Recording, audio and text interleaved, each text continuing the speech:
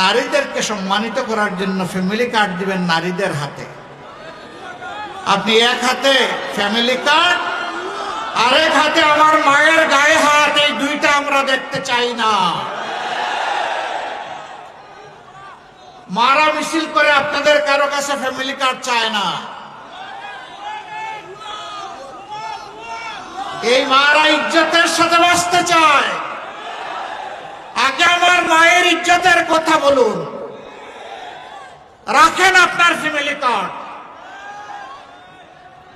আমার মায়ের ইজ্জতের বিনিময়ে কখনোই ফ্যামিলি কার্ড হতে পারে না।